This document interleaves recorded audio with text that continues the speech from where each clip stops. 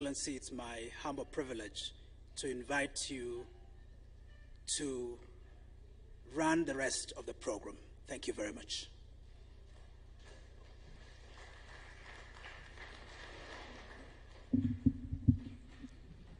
Thank you very much.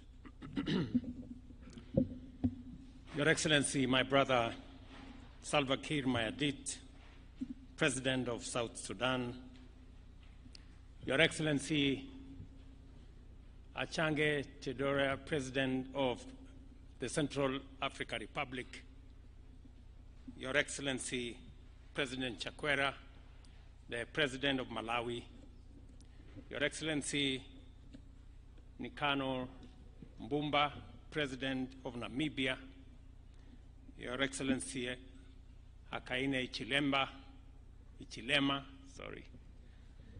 President of Zambia, my friend Russell Dlamini, the Prime Minister of Eswatini, my neighbor Hamza Barre, Prime Minister of Somalia, Vice President Nguema Obiang from Equatorial Guinea, Vice President Prosper of Burundi, the Vice President Slamba Songwane from Botswana, Your Excellencies, ambassadors, representatives of different organizations, ladies and gentlemen.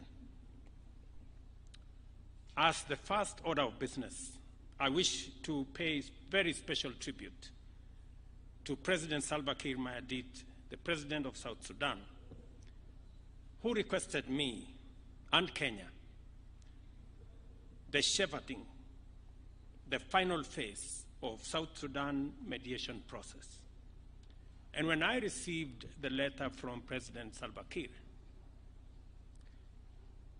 I asked my staff to look for one person who was at the center of the comprehensive peace agreement that finally brought independence to South Sudan, and that was General Sumbewa. General Sumbewa was the focal point in all the negotiations that went into South Sudan being an independent state.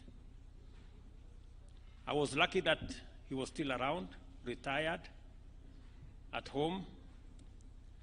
And when I asked my staff, they said he's probably writing a book about South Sudan. And I said he should hold on, because there is some work to be done so that he can go and complete his book. I am very confident that General Sumbewa and the team we have assembled, they understand the people of South Sudan. They have many friends across sides in South Sudan. In fact, at one point, we were told in Kenya there were many children in South Sudan named after General Sumbewa. And therefore, General Sumbewa, you have a responsibility, as you have said, to humanity to spearhead this process. President Salva, this demonstrates your deep humility and singular desire to secure stable peace for your motherland. And while we were attending the conference here,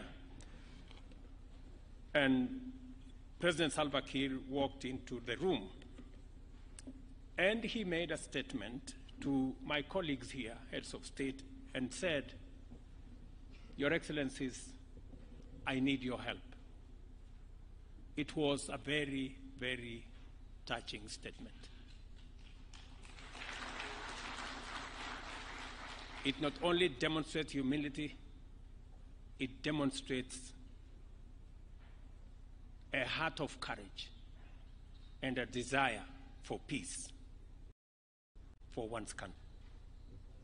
This gathering marks a pivotal moment in a historic journey, uniting stakeholders committed to ending conflict and political instability in South Sudan.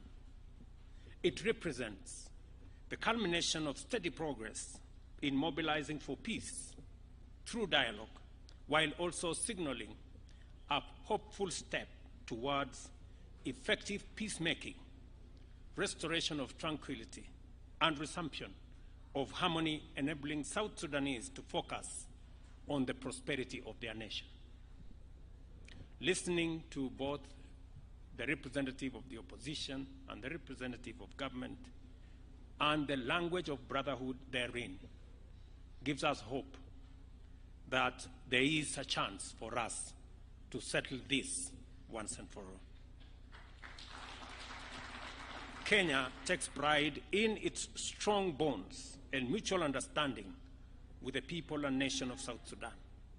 These bonds foster solidarity and support, facilitating joint pursuit of security and development.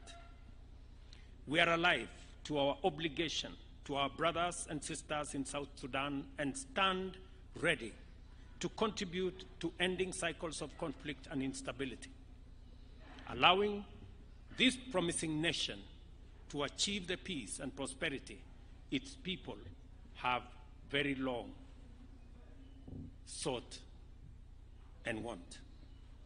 This is why we are proud of the Tumaini Initiative, the high-level mediation of South Sudan, bringing together 8 categories of parties and groups. It has made significant progress in defining a mediation framework, developing rules of procedure, and setting the agenda for the process. In the last 1 week, a lot has gone into that process. This initiative exemplifies the Pan-African policy of African solutions to African challenges, contributing to the silencing of guns in Africa initiative and fostering an environment of transformational development in South Sudan, our region, and possibly the entire continent. Tumaini means hope, is grounded on the resolve that delivered a comprehensive peace agreement more than a decade ago. It is fueled by courage, goodwill, and determination to silence the guns and explore better ways of resolving conflict. Under the Tumaini Initiative, we have a forum to honor the people of South Sudan and commemorate their sacrifices, struggles, and hopes by supporting their unanimous aspiration to transform their nation's potential into shared prosperity. I appreciate the nations which have pledged to support this mediation initiative and thank them for investing in hope. I also thank the observer missions, civil society, and other stakeholders for their concern, commitment, and contribution to this initiative. I commend the role played by the reconstituted Joint Monitoring and Evaluation Commission, the Intergovernmental Authority for Development, and our brothers from St. Egidio. You have done a commendable job. When I came to your office, you agreed to be part of this process because you too have a history with South Sudan. I encourage the revitalized transition government of national unity, the real SPLM, and the South Sudanese United Front to stay the course and redouble their commitment to this mediation. The path you have chosen is noble, and what you have accomplished so far under this initiative is admirable. Here is your opportunity to design a future worthy of all of you and all the visions you have. I take this opportunity to welcome all delegates from South Sudan to Kenya and encourage you to feel at home because indeed it is home. I also wish the parties successful mediation, and to our partners, I urge you to work with us all the way until we settle this. Thank you, everybody, for your participation. Before I conclude my remarks, we have in our midst friends and leaders who mean well for South Sudan and for our region. Among them, let me request our chair of AU. I know I did not warn him. but because he represents our continent, let me ask Mohamed Faki Mahamat, our chair of Africa Union Commission, to make very brief remarks by way of encouragement to the parties to this mediation. Mr. Chairman, Your Excellency.